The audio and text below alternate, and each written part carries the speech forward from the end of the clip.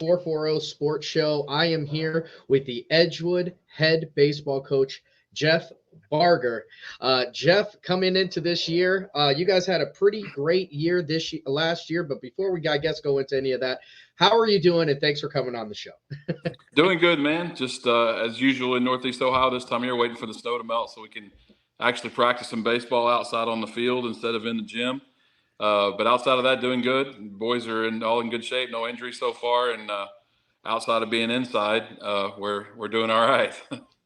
Yeah, you know what? I always laugh because I look at these very um, numerous games that get scheduled. These schedules are packed to the rafters, and I think a lot of people would be like, "Why would you schedule so many games?" Well, because you're only going to get about 75% of them if Mother Right. Nature's being good to you.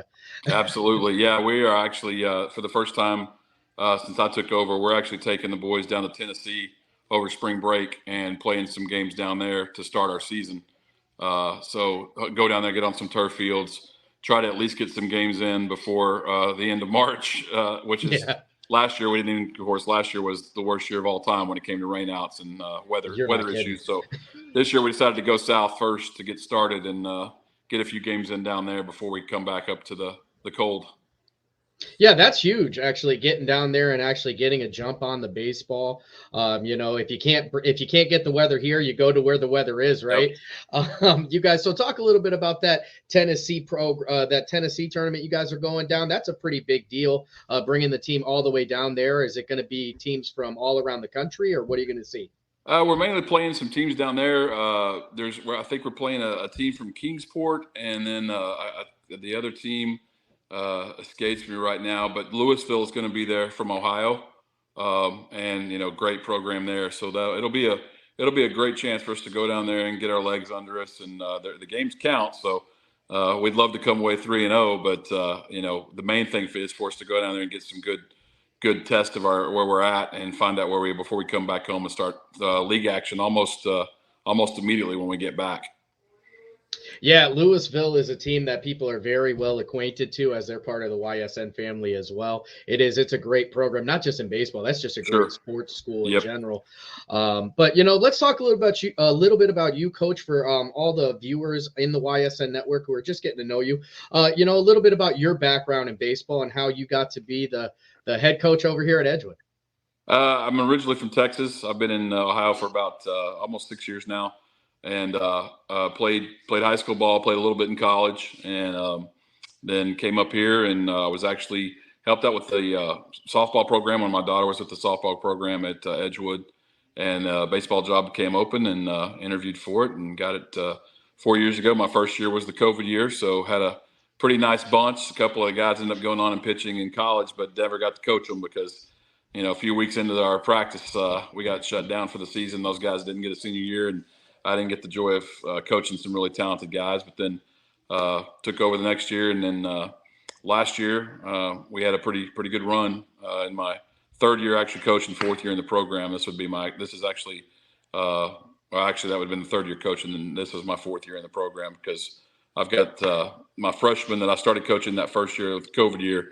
This is their senior year, and it's been fun to watch them come through and get my first class all the way through from freshman to senior class. And they did some good stuff last year, and we're hoping for even more this year.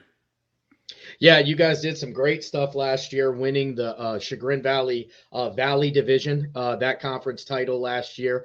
You really had a bunch of guys who were playing together. You guys were seemingly unshakable. You guys had, there were some times where it got a little bit rough, but you guys were always seemed to be able to. Kind of shake away the worries and stuff like that and get the runs when you needed to in most of the games, obviously.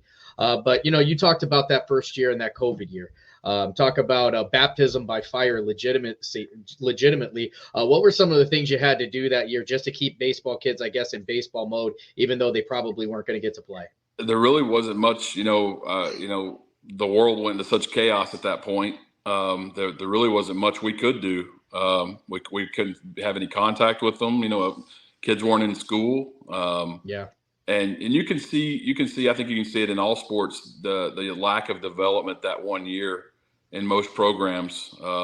Luckily for me, the seniors I have this year were already well developed in a lot of ways when it came to baseball. And so that year that they lost wasn't as significant as I think it was to some kids that come in that freshman year and really need that extra year of coaching for development, and to maybe they weren't taught the fundamentals correctly, those type of things. Luckily for me, my seniors this year, they came into high school with a lot of those fundamentals. They'd played a lot of travel ball, and they understand the game that I didn't have to teach them that freshman year. So we didn't lose as much as some programs did. You know, if I'd had another freshman class maybe this year's freshman class that lost it, it's a little bit more of a development. It's a really, really talented class, but probably would have to lose a little bit more development than what those two guys actually did. Yeah, one of the things I talk about a lot of times when I'm doing previews on these teams and talking about baseball or softball or really a lot of other sports like even volleyball are the year-round players. These are people who, they're playing the AAU, they're traveling, they're doing all this stuff to keep their skills kind of sharp, on par. How much of that, you already talked about it a little bit, but, how much of that really helps these kids by the time they hit high school? Not even counting a COVID year, just coming in as regular kids, playing that much baseball. Yeah, I think it's a good thing. I think, as long as they're getting good coaching, which most of them are, I think travel sports in a lot of areas is starting to get a little watered down in that, a lot of organizations are turning into, it's not about, there's that level of elite is kind of gone. It's just how many kids can we sign up and how many teams can we have? And now you see that. It's still good for those, maybe the lower tier kids to still be playing the game, which is outstanding. But I think the elite side of summer ball is almost a secondary thing. You've got a few teams out there, and I've seen this in other sports too, in volleyball. My daughter played volleyball, and I saw that tend to get a little watered. It seemed like to me anyway, a little watered down with the summer ball. But the other thing that concerns me sometimes with it, I mean, baseball is my sport. I love it more than anything in the world. So, the fear of burnout was never a problem for me, but that is one of my fears with some of these kids in sports. If they don't truly love it, and there's parents out there that think their kid's the next Mike Trout, which, the odds are literally 1 in a million. That I've seen that happen too with travel, that it can actually burn the kid out. But if they get good coaching and they truly love the game, it really helps us. My program has been fortunate enough that the majority of my players have come through a travel program that's really strong, well coached, and I'm fine tuning instead of building fundamentals and baseball IQ. Most of my guys have exceptional baseball IQ before they even get to me. Yeah, and that's one of the things I wanted to kind of touch on with that as well. The IQ is obviously there, so I like to say coaches get to coach when you don't have to focus so much on the fundamentals. You actually get to coach. But another thing that I see from an outsider's perspective is these kids, particularly a couple on your team, they seem to have a cool head. They don't fear anybody they're going up against. It doesn't matter if they're going against the Ohio All-Stars. These kids go out there, they play the game. They understand that the bats are the same, the balls are the same, and the field is the same. Is that something you think they're gaining from that AAU and seeing that competition, or is it just something kids are born with? Yeah, this group that most of the guys that play on the travel team that I'm thinking of, they've all played up their entire life. In fact, I think it was last summer, the year before, they even played up 2 years almost. Some of them did, and were playing. As sophomores, they were playing with kids that were going to college or already in college, and to see that velocity, to see the speed of the game. I was actually talking to one of my sophomores this year that started for me last year as a freshman, and I told him, you're going to see a whole different game this year as a sophomore, because the game's going to slow down for you. And as a freshman, you're drinking with a fire hose, and super talented kid, struggled a little bit with the bat. I mean, he played well. I mean, he was part of the conference winning team. So he played most games for us, did a great job. But I told him the other day, just sitting down and talking to him, I said, hey, man, you should have a great year this year, because it's going to slow down for you. And the travel kids a lot of times come in with it already slowed down a little bit compared to the kids that haven't had the opportunity to get to do that. Yeah, and you know what? Let's talk a little bit about the team this year. Some of the guys, obviously the one of the biggest players you lose from last year is Ben Welty, who is just Right. a absolutely phenomenal baseball player. Yeah. He seemingly was kind of like a utility guy. Wherever you needed that kid to play, that's where he was going to play. Sure.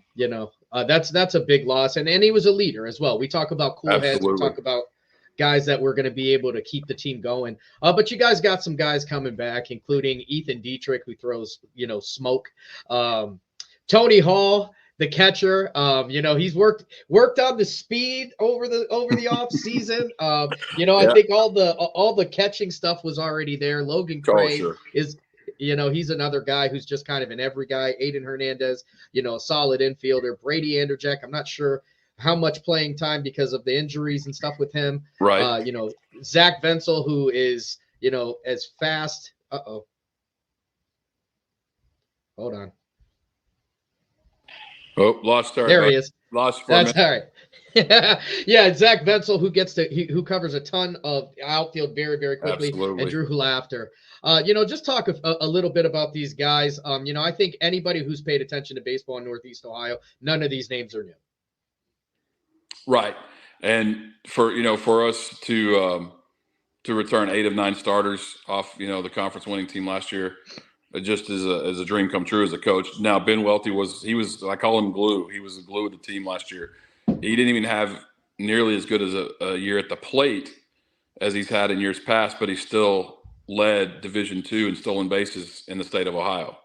So he was a game wrecker just by himself, solid shortstop, gave us some innings on the mound, and he was a leader. A lot of people that know Benny think of him as a little bit of a goofball. I mean, he can be, but for me, he was absolutely the leader of the team last year. And I've told some guys they're going to have to fill that void.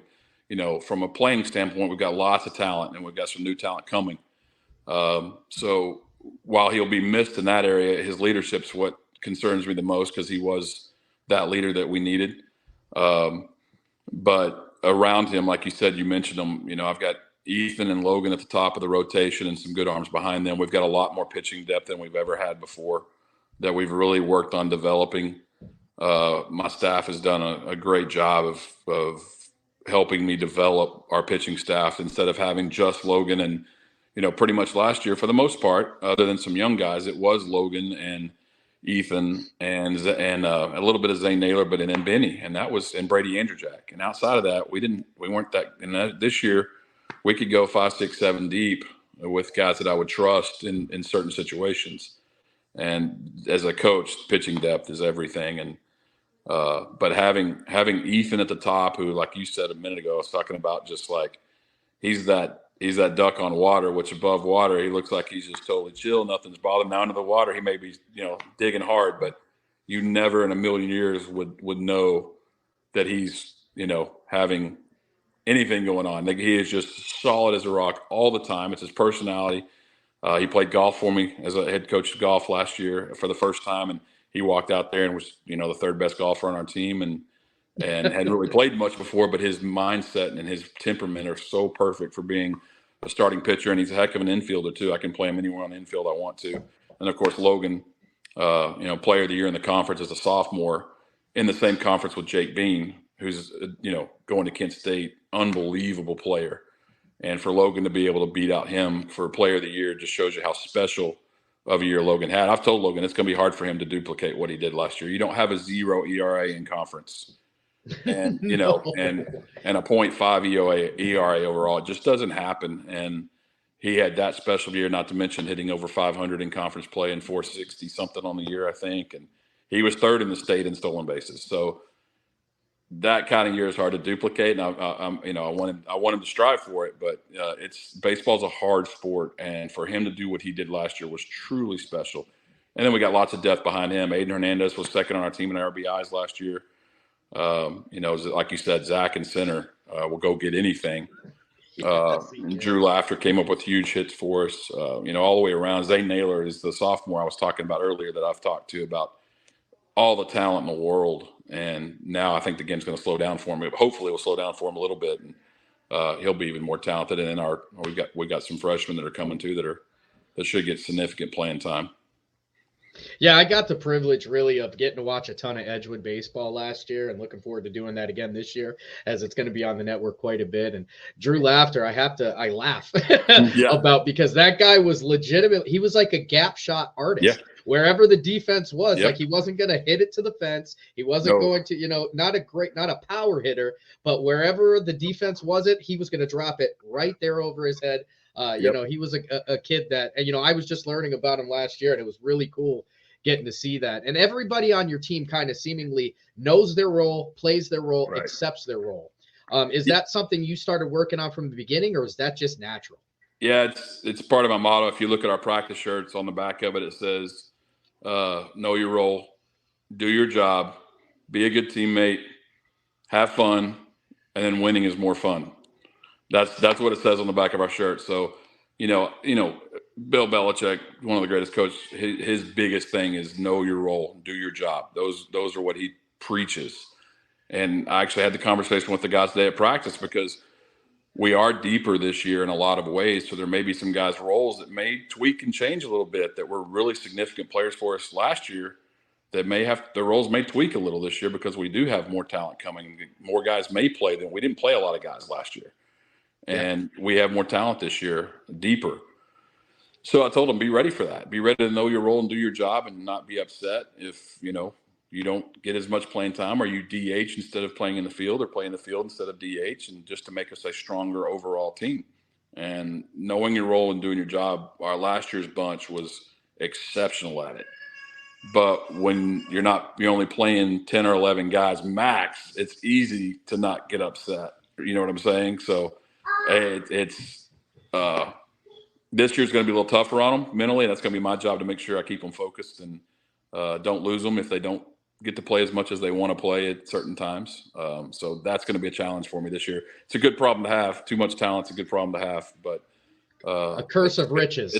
Yes, it's going to be. It is going to be harder this year from that standpoint that we should be more talented, but now I've got to pull all the right levers to make sure that we are as talented. Yeah, and I have no doubt. I mean, the kids, they really just kind of bought in, and it didn't matter if you guys were up, you were down. There were some games I watched you guys come back from, which were great. Some of the games you guys had slow starts, or I don't know if you had slow starts or the opposite team had a hot start. But, Sure. Again, you guys kind of maintained. I'll tell you one thing, the biggest compliment I can give you, honestly, from watching that team last year, and I guess this goes to, not guess, but this does go to the players too, is Edgewood baseball looked like Edgewood baseball regardless of what the score was. And that was something that I just didn't see very often. That's, when I took over the program, on the back of our hats, it says 1-0. And that's what I believe in as a program. And I preached it to the guys over and over again since these guys were freshmen, and then of course my juniors came in the next year. But that was the basis of my program when I built it, was to go 1-0 in every single thing you do, whether it be taking a ground ball in practice, whether it be getting up in the morning and making your bed, if that's what you do, your schoolwork, being good to your parents, being a good friend, being a good teammate, being a good baseball player. Go 1-0 in that moment.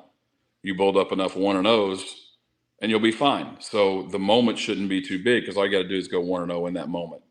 And that's what I've preached to them. And, I think it took a minute for them to understand it. But the guys that have been around for a couple of years, they understand the premise of it. It's not just a slogan, that they truly understand that I just got to win this moment. And we win enough moments in this game.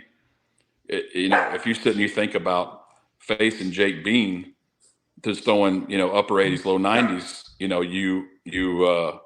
if you think about it in its totality, you're probably going to get a little intimidated by that, but you have to break it down pitch by pitch and go from there. That's what you have to do. And that's with anybody we face in any at bat, whether it's a pitcher, whatever it is, you just got to break it down in that 1-0 moment. Win that one. You're going to lose some. You're not going to go 1-0 every time. I was actually talking to one of my players today that, the hard is what makes it good. The hard is what makes it fun. If it was easy, everybody would do it. So the hard is what makes it great. So, sorry. Yeah, my pup's yelping a little bit over there. Sorry. It's all right. I got the same thing going. The greatest part about the 1-0 motto that you have is even if you do lose, a 1-0, you're still on to the next one, and you got a Right. new 1-0 to work on. So Right. I think it really kind of shows with your team. Coach, I do want to talk a little bit about just a couple matchups coming up this year. Any matchups that kind of stick out in your head? Some of the matchups that I'm seeing, obviously Lakeside's always a big one because of the, crosstown rivalry, but some really great teams on the schedule. Geneva's supposed to be pretty good this year. Jefferson, obviously, has always got a great program. Any of the games that are, you're seeing that, I don't know, that we should make sure we watch other than all of them. I know it's, and I used to do what you do. I used to be a member of the media, and I know this sounds like the total cliche answer, but honestly, I haven't even really looked to the only thing we focus on to start is taking care of ourselves and going that 1-0. First and foremost, our goal is to win the conference. That's first and foremost. Of course, playing our local schools that we'll be in conference with next year, those are huge games for us. You always want to have the bragging rights of your crosstown rivals. But I've told the guys the most important thing for us is to do what we did last year, and that's put those numbers up in the gym. And so when you come back to the school someday, you've created memories for yourself. You can walk in and show your kids, that was my team up there that's on that wall. And now they have an opportunity to do this year, which I don't know if anybody's ever done at Edgewood, which was win back-to-back conference championships.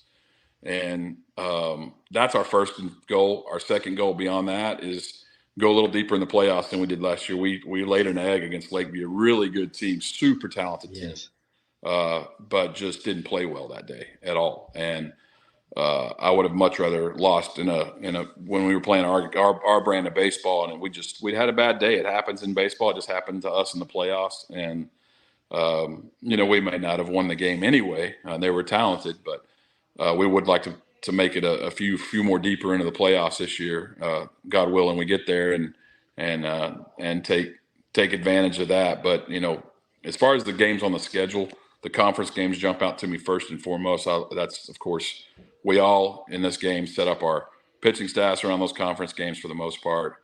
I'd love to throw my top starters against the local rivals, against Genevas and Lakesides and Jeffersons and Conneauts.